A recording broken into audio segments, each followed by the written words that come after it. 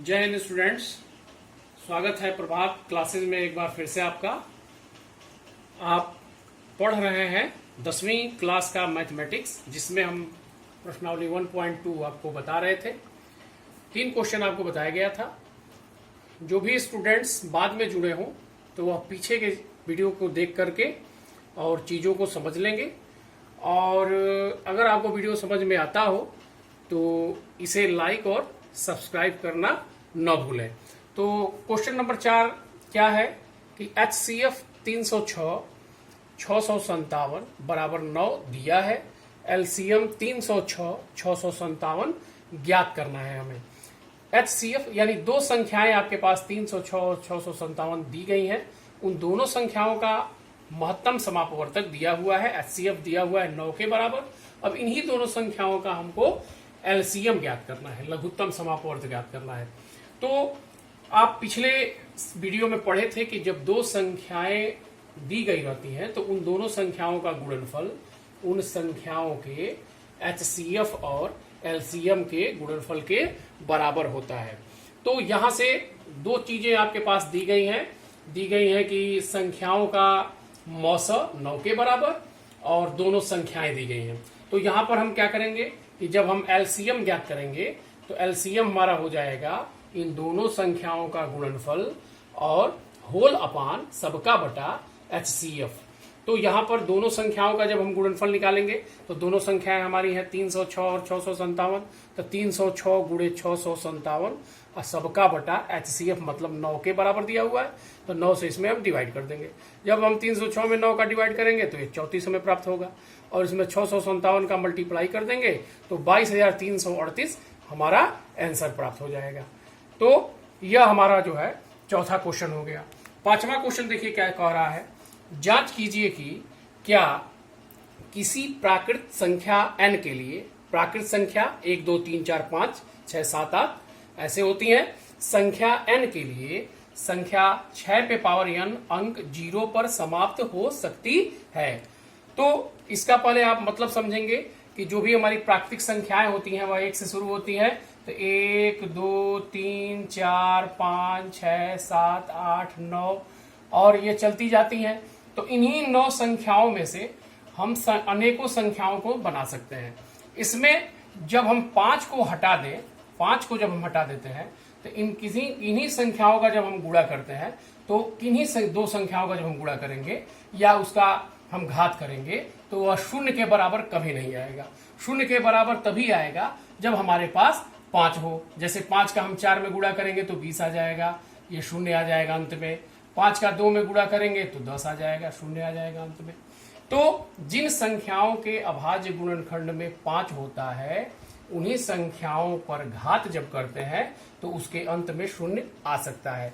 बाकी अगर उसमें 5 नहीं है तो वह अंत में 0 हमें नहीं प्राप्त होगा। तो चलिए इस सवाल को फिर से पढ़ते हैं और समझते हैं।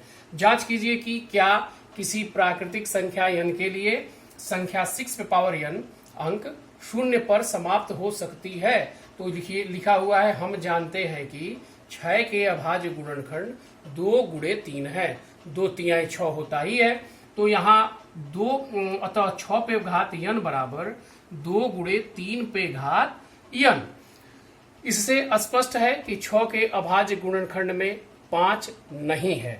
इसके अभाज्य गुणनखंड में 5 नहीं है क्योंकि इसके गुणनखंड में केवल 2 ही संख्याएं 2 और 3 के घात होंगे।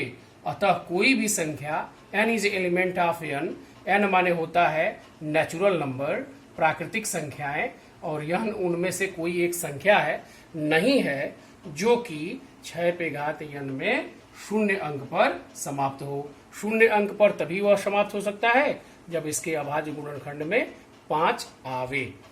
अगला क्वेश्चन हम आते हैं, छठवां क्वेश्चन देखते हैं।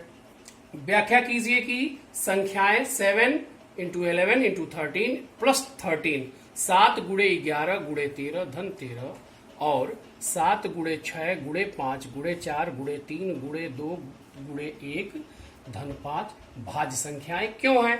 तो भाज्य संख्याएं, इस सवाल को सबसे पहले हम लेते हैं। इसमें हम देखते हैं 13 दोनों में कॉमन है, तो यहाँ पर हमने इस क्वेश्चन में से 13 कॉमन ले लिया। तो अंदर यहाँ से बचा 7 गुणे 11 13 जब हमने कॉमन लिया इस संख्या में से तो अंदर हमारे पास बचा 7 गुणे 11 और यहाँ से बच गया 1। ये 11 में जब 7 का गुणा करेंगे तो 77 आएगा, 77 में 1 जोड़ेंगे तो 78 आएगा और 13 में 78 का गुणा करेंगे तो 1014 में प्राप्त होगा। देख रहे हैं इसमें इकाई के स्थान पर 4 है तो ये 2 से निश्चित है विभाज्य हो जाएगा, अतः यह एक भाज्य संख्या होगी। यहाँ पर इसी प्रकार हम दूसरे नंबर में भी हम इस सवाल को इसी प्रकार लगा सकते हैं। इन दोनों में 5 कॉमन ले लेंगे और अंदर जो है जो संख्याएं बचेंगी उसका गुणा करेंगे तो वो संख्या भाज्य कहलाएगी।